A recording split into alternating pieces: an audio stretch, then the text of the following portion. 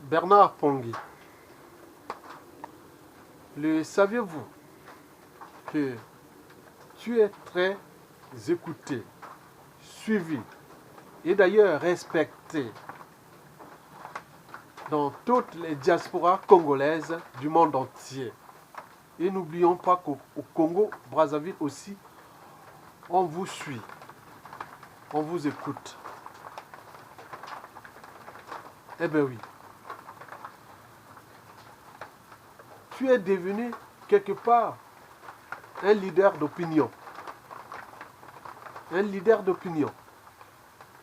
Donc, quand on est leader d'opinion, il faut aussi quelque part avoir une certaine image, une certaine constance, je dirais des convictions. Parce que on ne lutte pas contre une dictature aussi sauvage, assassine et brutale avec les émotions. Non. Il faut lutter contre cette dictature abusive qu'on nous a imposée par la France-Afrique, cette dictature liberticide, antidémocratique, antisociale, esclavagiste, criminogène, et n'oublions pas d'appropriation de l'État congolais comme leur propriété privée. C'est du jamais vu. Certains en rigolent, même ici en Occident. Est-ce qu'ils disent que ces dictateurs France-Afrique, et notamment les Sassou et les Nguesso, sont-ils des humains comme au temps du Code Noir? Est-ce que l'Africain est-il humain? Est-ce qu'il a une âme et une conscience? Est-ce qu'il est raisonnable? Est-ce qu'il peut penser? Il peut réfléchir? Il peut douter? Non, il y a un souci. Sinon, ça se saurait. Donc, nous sommes en présence d'une dictature sauvage où la problématique de la vie et de la mort est posée.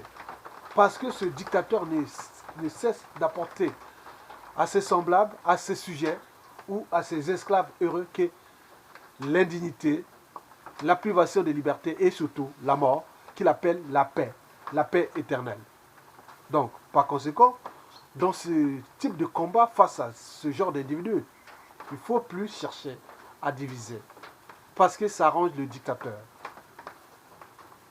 Monsieur Bernard Pongui, les convictions, ce sont des principes et valeurs qui vont gouverner l'existence de l'individu, du citoyen. Il y a des choses comme mon âme et conscience. Par principe, je ne peux pas supporter ça. Je ne peux pas tolérer ça. Je dois lutter jusqu'au bout. Etc. etc. C'est ça qu'on appelle déjà citoyen.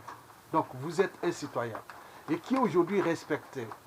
Et quand les sujets des Sassou Nguesso et ses esclaves qui ne cessent de s'indigner sans agir. Ils sont civils, politiques et militaires. Sinon, ça se saurait. Sassou n'a jamais été aussi faible. Mais ils ne sont pas capables, pour l'instant, de le faire partir. Au moment où le peuple est en train de souffrir. Et donc, Sassou va partir certainement par son propre poison. Donc, il va pourrir lui-même. Et attention, parce qu'il peut arriver des opportunistes par rapport à ce que nous avions connu. Donc, on pourra répéter les mêmes erreurs. Donc, je reviens sur Bernard Pongui. Arrête tes idées de la scission, s'il te plaît. Arrête tes idées de la scission. Parce qu'elles nous divisent.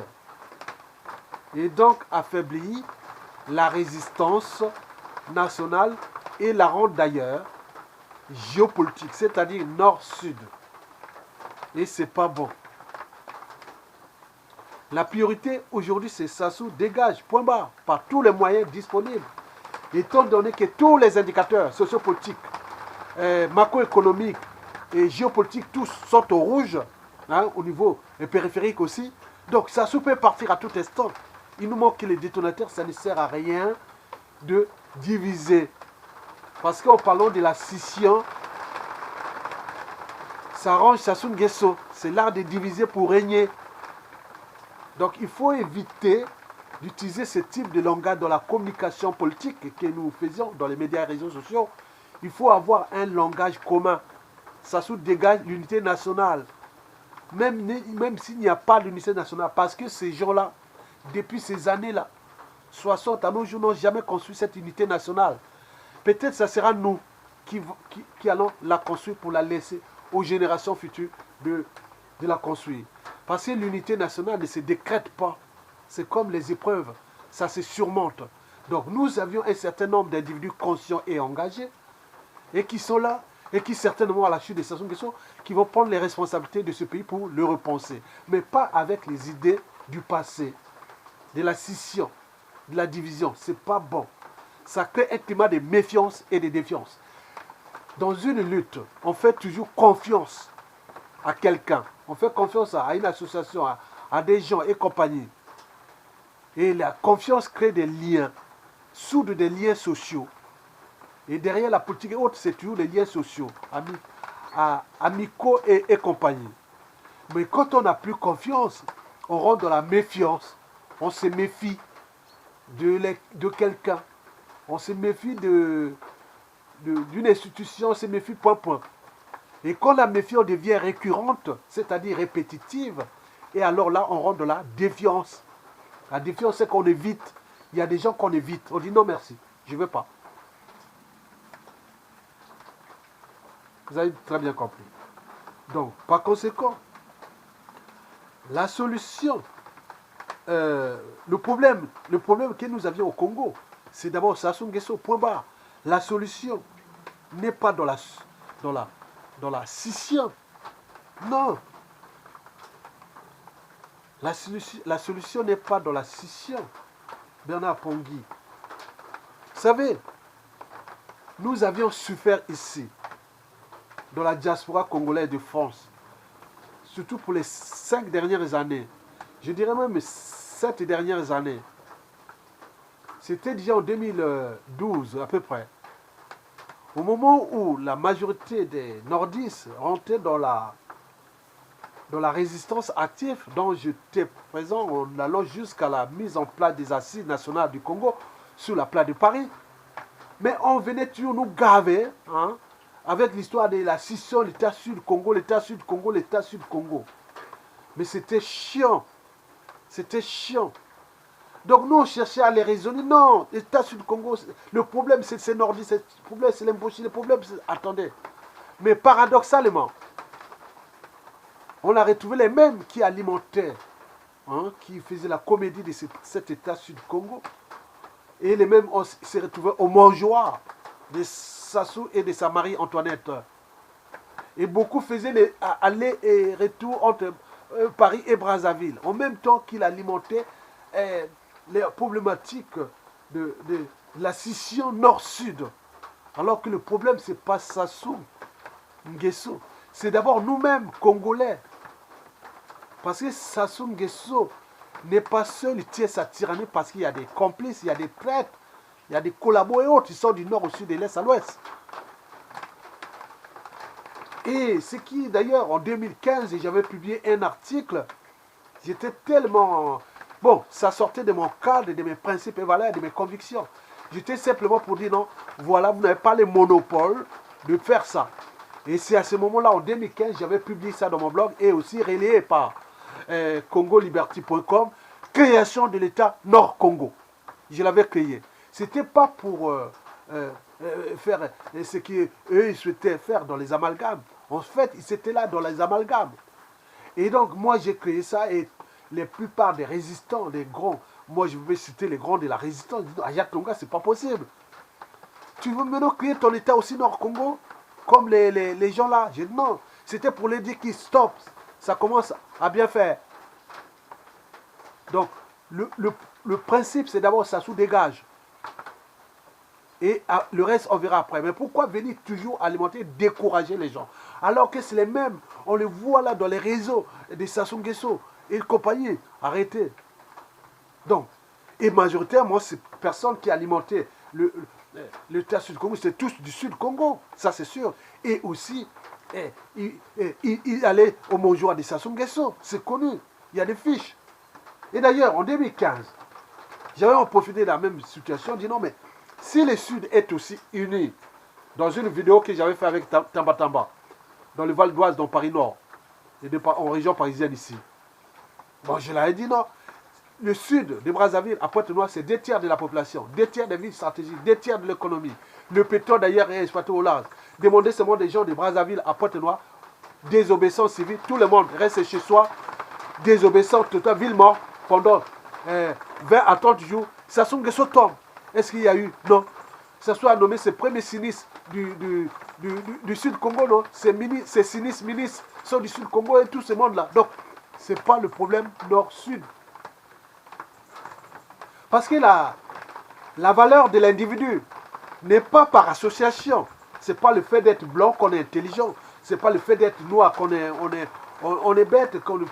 Le fait d'être nordiste qu'on est comme ça, ou sudiste qu'on est comme ça. Non, ce n'est pas par association. La valeur de l'individu, c'est lui-même par rapport à son éducation, à ses principes et valeurs, son vécu et autres. Donc, ne mélangeons pas. Donc la somme des nordistes sont tous devenus antidémocratiques, antisociaux et comme ça. Non, c'est pas vrai. Sinon ça se saurait. Bon.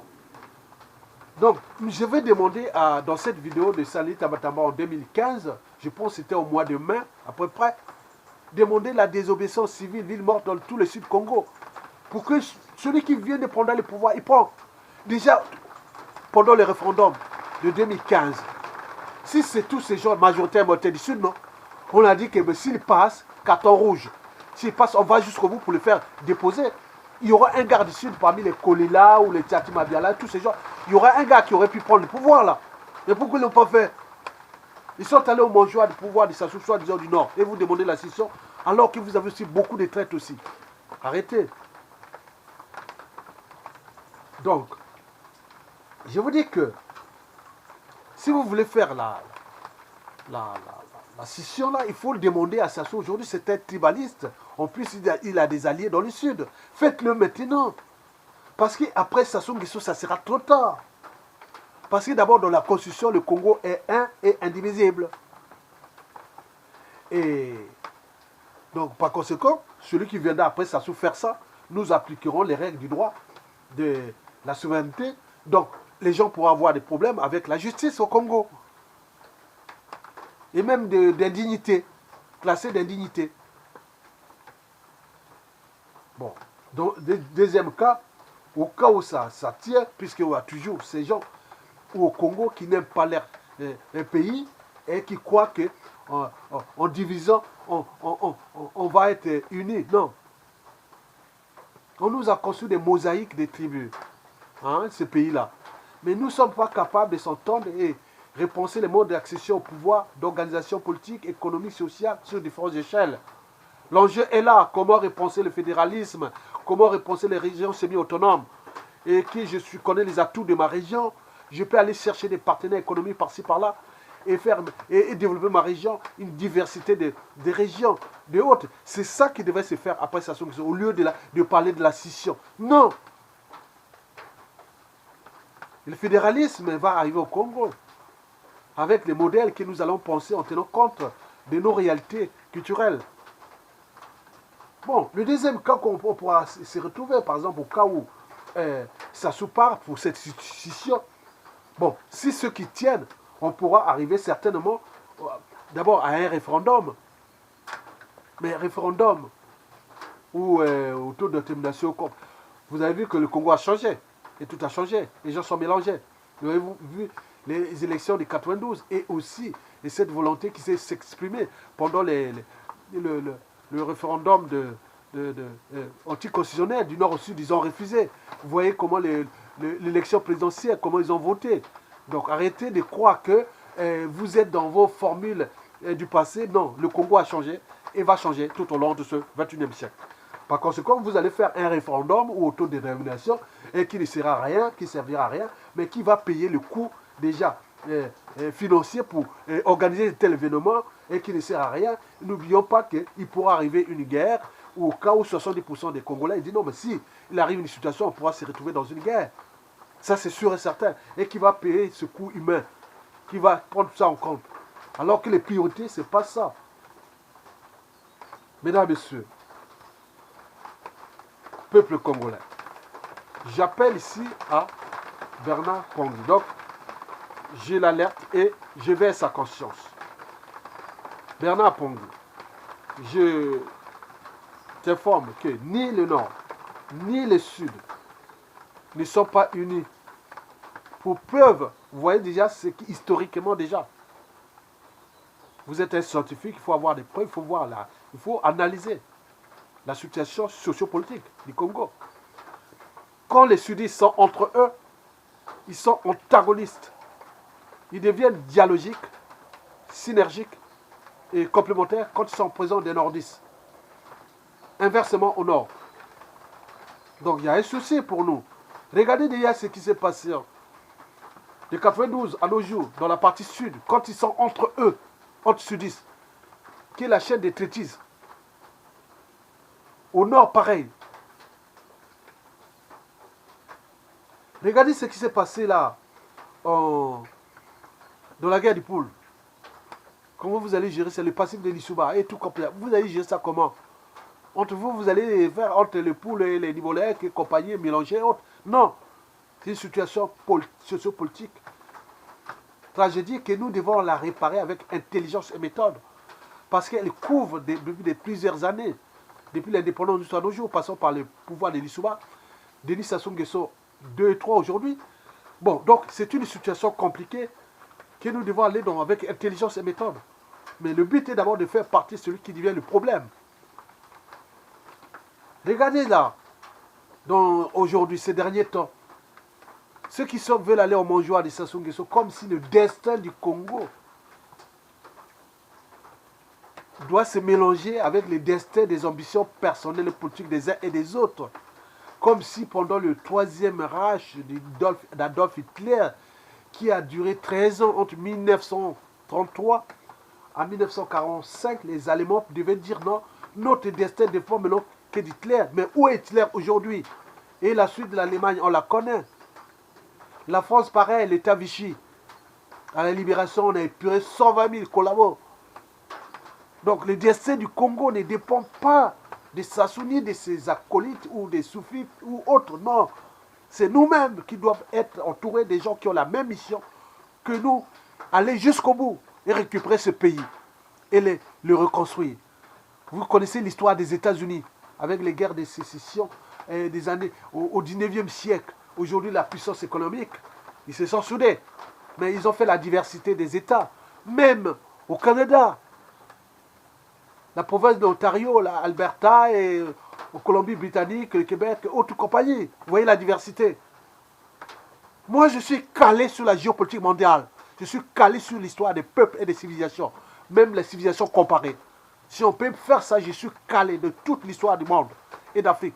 Si on peut rentrer là, je sais. Donc il faut avoir prudence.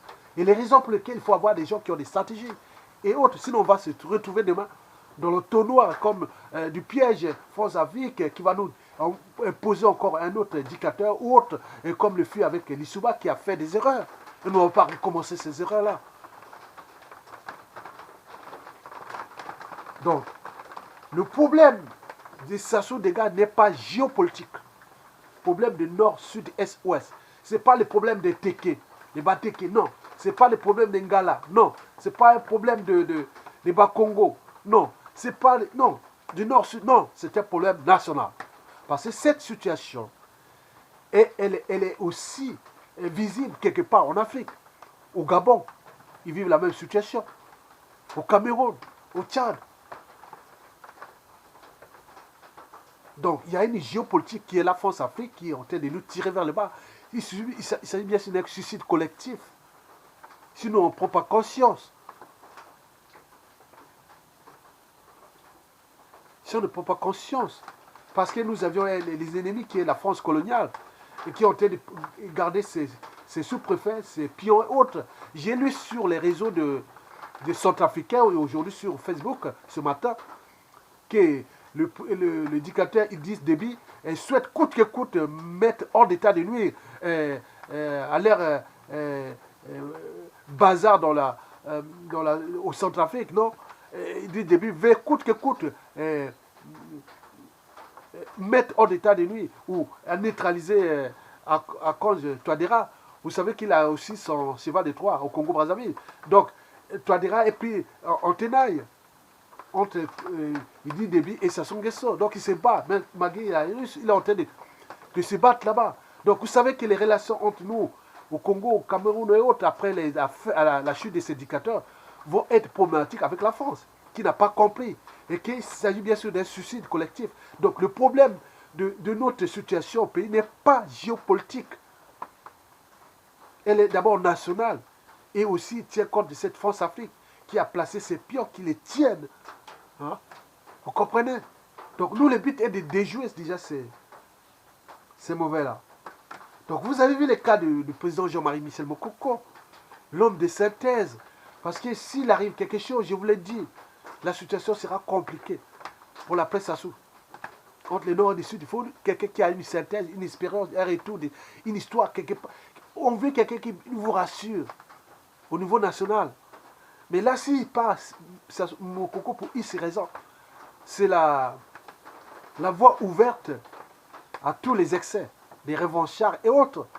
Ils ne sont pas qu'on croit qu'ils sont que des nordistes, des nordistes, des sudistes qui veulent rendre sur les nord. Non, non. Les revanchards sont du nord au sud et de l'est à l'ouest. Je vous dis, rassurez-vous. Dans toutes les tribus, dans toutes les grandes villes. Attendez, c'est chaud. Hein? Si on ne prend pas conscience, ça sera chaud. Donc Mokoko est là. Il a été voté par 90% des militaires. Ils ne sont pas capables de s'affranchir de Sassou Nguesso. Sassou a éliminé ses institutions militaires. Prenons aussi au niveau civil, politique et militaire, sur différentes échelles. Déjà à l'échelle de la tribu de Mokoko.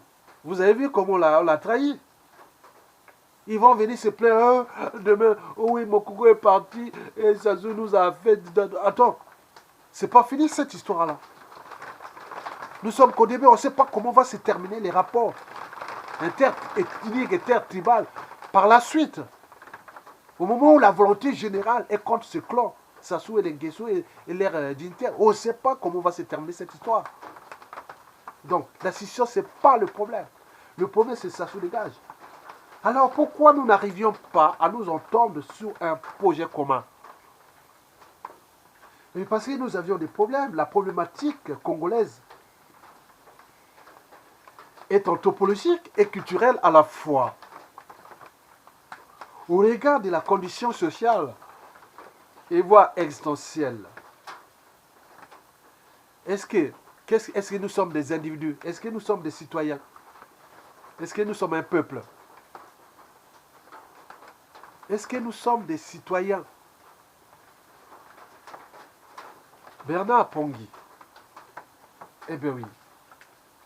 Vous savez que les individus, les citoyens et les peuples ont les mêmes fondamentaux. Les citoyens, les individus et les peuples ont les mêmes fondamentaux. Déjà, quand on parle des citoyens, on a des droits et des devoirs. L'esclave n'a ni devoir autre, non. On est citoyen parce qu'on a des droits et des devoirs. Les peuples, pareil, ils ont les mêmes fondamentaux. Parmi lesquels, je peux vous citer quelques-uns. Il y a la liberté, il y a la dignité, le courage, la justice, le but de la condition humaine ou existentielle et voire sociale. On parle des gens libres, des citoyens libres et de peuples libres. Des peuples qui sont libres. Le tout est dans la tête. Quand on parle de peuple libre, de citoyens libres, d'individus libres, tout est dans la tête, dans le sang, dans l'ADN. Bien sûr qu'il y a toujours le problème d'éducation qui certains peuples transmettent ces valeurs de manière intergénérationnelle. Regardez par exemple les peuples libres. Que vous soyez aux États-Unis, au Canada, en Europe ici, là où nous vivons en Europe ici, chaque fois qu'il y a une situation, quelqu'un lance un mot d'ordre. Par exemple, il arrive une situation, par exemple, vous avez vu par exemple les gilets jaunes. Vous voyez comment ils sont mobilisés de partout. Nous, on disait, ah oui, est-ce que c'est des nordistes? Est-ce que c'est des Bakongo? Est-ce que c'est Kolela? Est-ce que c'est des gars de Mokoko? Mais attendez, Ici, on dit que c'est une situation qui touche tout le monde. Regardez le problème de l'eau au Congo-Brazzaville. L'eau déjà insalubre est empoisonnée. L'eau là est bue par des civils politiques et militaires. Mais les gens pouvaient parler de ah, tiens, les problèmes des nordistes, ou des Mboshi, ou des Sassou. Attends, des Kolela, des Tchatimabiala, des traîtres, des complices. Non. Ici, non. Moi, l'eau, c'est la vie. Ce sera les détonateurs pour les mettre Sassou qui sont hors d'état de nuit. Mais là, que dalle. Pourquoi? Parce que nous ne sommes pas des peuples libres. La liberté, c'est dans la tête. Donc, il ne faut pas mélanger et qu'il ne faut pas dire aussi que tous les Congolais ne sont pas libres dans leur tête. Il y a une minorité dont nous faisions partie. Il y a toi, il y a moi, il y a d'autres qui sont là, qui sont visibles, qui ont pris les risques. Les gens libres comme le général Mokoko, les gens libres comme Paulin Makaya, il y en a plein comme ça. Donc nous devons unir ces forces et structurer, organiser en fonction de la situation qui essaie de se dégrader et en profitant de la situation périphérique qui va certainement venir d'un pays voisin et autres pour faire partie de ce monsieur. Ce n'est pas la scission. Regardez ce qui se passe en Europe, en Occident. Vous avez vu que chaque fois qu'il y a un souci, vite, ils se sont regroupés. C'est comme, vous voyez, comme les buffles. Ça, c'est le peuple buffle ou des lions. Quand il arrive une situation, ils se regroupent, ils viennent charger.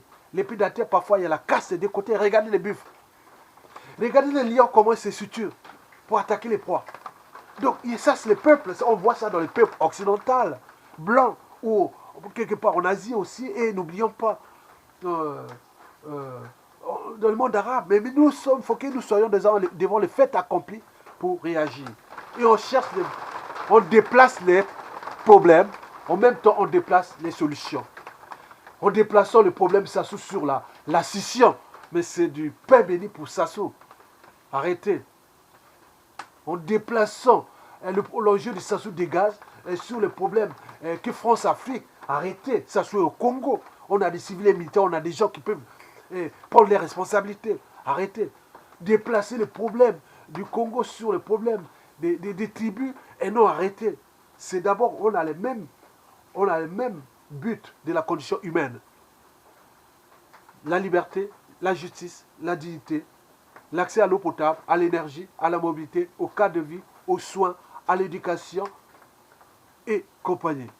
Donc, nous devons aller dans ces principes-là. Donc, Bernard Pongui, je vous rappelle que vous êtes des respectés de la diaspora, écoutez, vous faites partie de ces jeunes qui, à la chute de Sassou Nguesso, seront les gros bonnets du Congo. Il ne faut pas dévoiler la face. Vous avez un savoir, vous avez une espérance, donc il faut continuer dans cette dynamique. L'enjeu Sassou dégage, point barre. Il n'y a pas à divertir nord, sud, et non, nous d'abord Sassou dégage. Et après le reste, on va repenser cette histoire-là ensemble. Avec les gens, qu'on va zapper tous ces gens du passé-là. Nous ne sommes plus dans la dynamique du passé. Nous sommes dans la dynamique future, qui doit se passer sur différentes échelles. À l'échelle d'abord nationale, et aussi de cette France-Afrique, qu'il va falloir certainement la réformer. Au niveau diplomatique, économique, géostratégique et compagnie. Vous l'avez tout compris. Je vous remercie.